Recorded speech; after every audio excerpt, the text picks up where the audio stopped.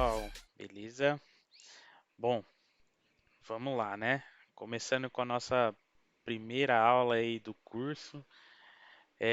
Aqui a gente vai fazer o entendimento um pouco do escopo do projeto, entender o que vai acontecer aqui nesse projeto que a gente está bolando.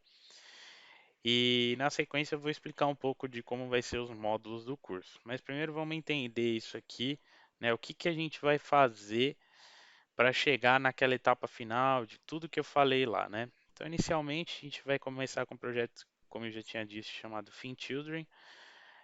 A descrição do projeto é um projeto, é uma plataforma de controle de finanças de seu filho, ou seja, é um controle financeiro, só que para a criança, para a sua criança. Então, você tem um filho e aí você quer controlar, se às vezes tá junto da sua esposa, e quer controlar a finança dos seus filhos, ou você é separado e quer controlar em algum sistema em conjunto, a ideia partiu disso, tá, gente? Só para vocês entenderem. Children, porque é finanças de criança, né? Não teve muita criatividade, assim.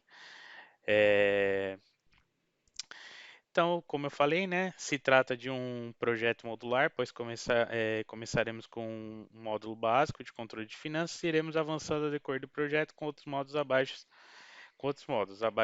os módulos. Então, na verdade, sim, a gente vai começar com uma coisa inicial, onde a gente vai fazer aqui a parte ali do menu lateral, vai ter ali a parte toda da estrutura, né?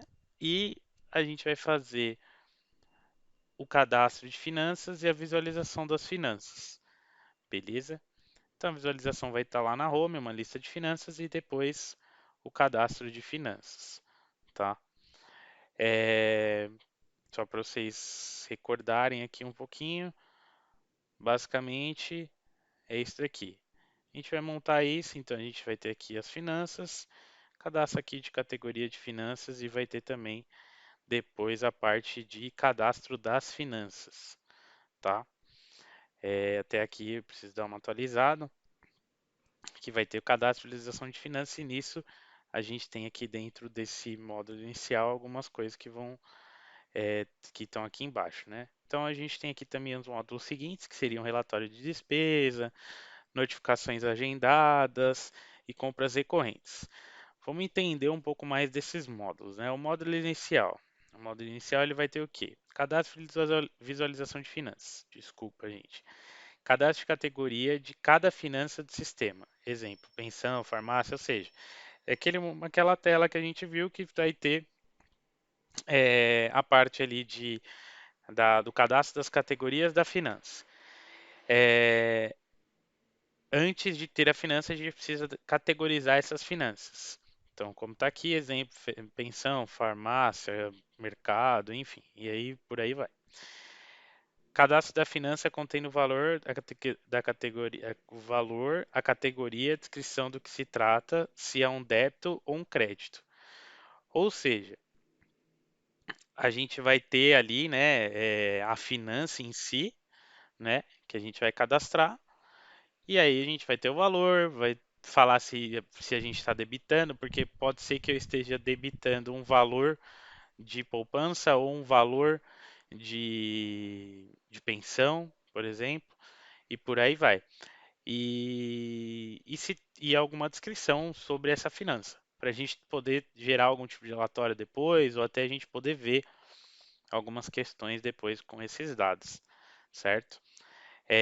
Depois a gente vai ter ali a visualização das finanças de forma totalizada, mostrando o quanto temos e uma visualização no mesmo contexto de quanto foi gasto ou creditado por categoria. Ou seja, a gente vai conseguir visualizar ali, é, vai ter uma parte de visualização, onde tem ali também naquele gridzinho que a gente viu, que vai ter quanto tem, qual é cada um, né?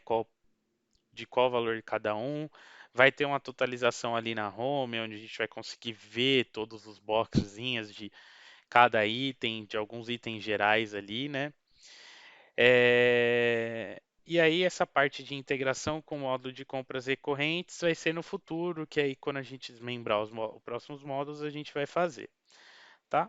Então a gente tem aqui os modos seguintes, que seriam relatórios e despesas, onde a gente vai ter a visualização gráfica por mês, por ano, gastos que teve, tendo a possibilidade de se filtrar por categoria ou não, uma tela de relatório bem padrão assim de mercado, notificações agendadas, notificação que serão agendadas, possibilidade de ser agendadas por mês, por dia, semana, por data, teremos notificação por e-mail, por SMS, e a gente vai poder fazer isso. Legal, isso aqui vai ser legal porque a gente vai mexer com alguns conceitos ali de fila. Então a gente vai ter a fila, a gente vai poder ficar escutando isso no front. Então isso vai ser um módulo mais para frente, assim,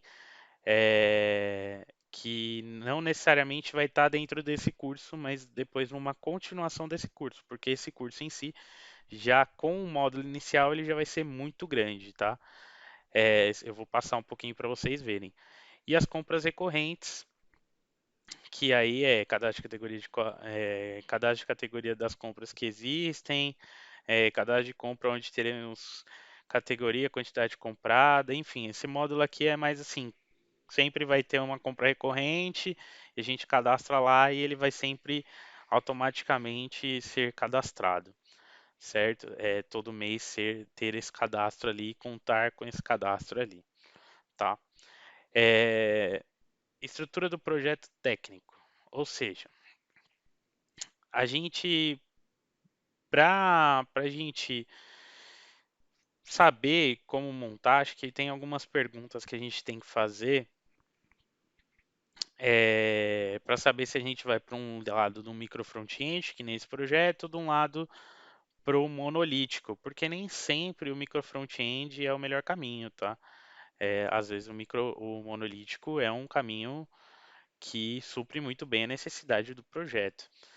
Porque aí vem as perguntas, né? Se trata de um projeto modular e escalável, ou seja, a gente vai ter escalabilidade? Sim, a gente vai ter. Vai ter algum momento que a gente vai poder adicionar novos módulos, futuramente pode ter várias carteiras, então é um projeto que ele tem uma escalabilidade tremenda, apesar de ser direcionado para filhos, a escalabilidade dele é muito grande. Então, pode ser um projeto já gerado em micro front-end, principalmente porque a gente separou ali uma camada de relatórios, uma outra camada, então a gente acaba separando em muitas frentes que podem ser divididas se a gente fosse pensar em um conceito de projeto em empresa, poderia ser dividido em várias squads, né? Pensando ali no Scrum ou várias equipes. É, Aí a outra pergunta que é crucial geralmente quando a gente fala de micro front-end. Envolve dinheiro? Se envolve dinheiro, geralmente a gente vai para um lado de microserviço e micro front-end, porque a gente não quer que essas partes se quebrem e afetem outras partes, certo? Então a gente meio que isola essas partes, por isso essas duas perguntinhas assim iniciais, tem outras perguntas que a gente pode fazer, várias outras, e para poder chegar, mas eu acho que essas duas são uma das primordiais. A gente olhando para essas duas perguntas, você já consegue ter uma noção de que provavelmente você vai para um lado de um micro front-end e um microserviço, né, também. Isso também vale para microserviço, ou você vai para um lado monolítico, tá, do projeto. Então, vamos pegar algumas tecnologias que a gente vai usar aqui no projeto. A gente vai usar o Angular 11, que provavelmente eu vou atualizar ainda. Ao decorrer do curso, vou atualizar para uma versão mais alta. A gente vai utilizar o SingleSPA, que é um dos focos do curso.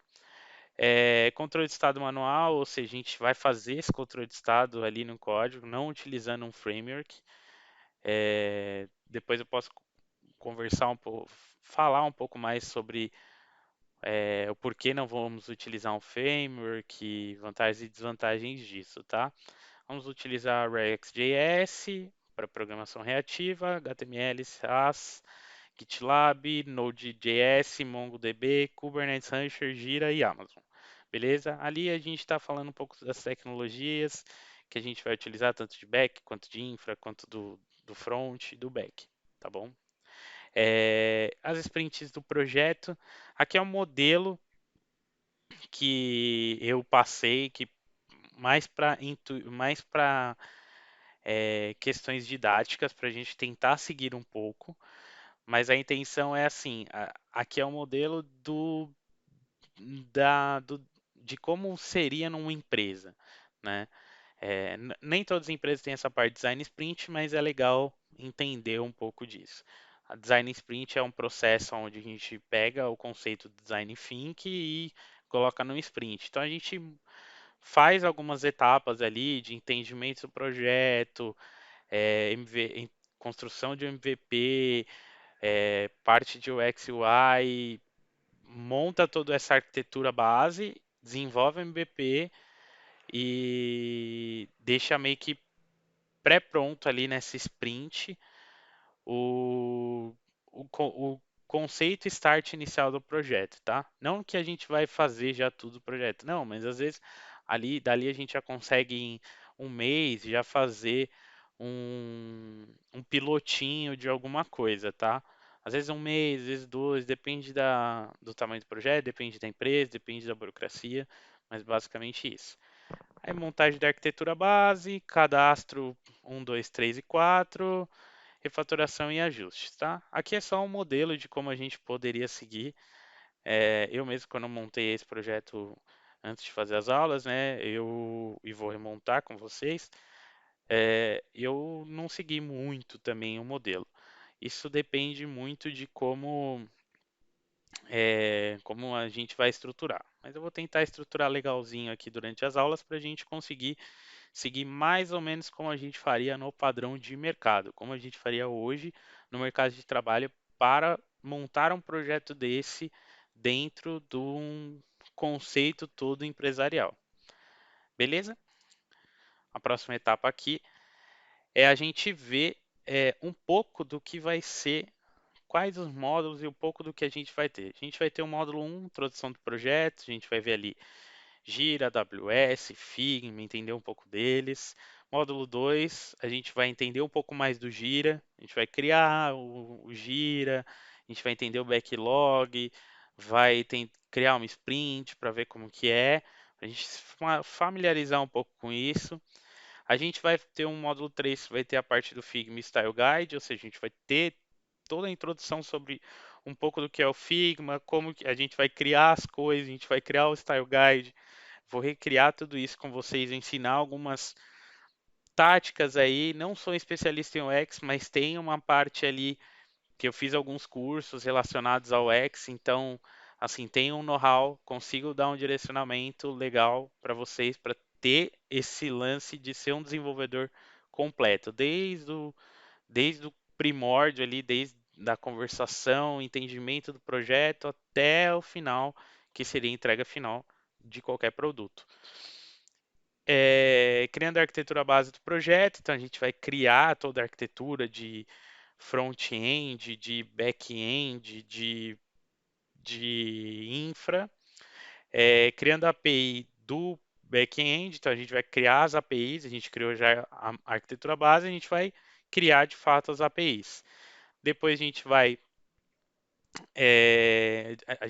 a primeira é criando a API de menu, né? Depois a API de finanças, depois a gente vai criar a parte de master do front, vai criar a parte de home do front, vai criar a parte de categorias do front e, por fim, é isso.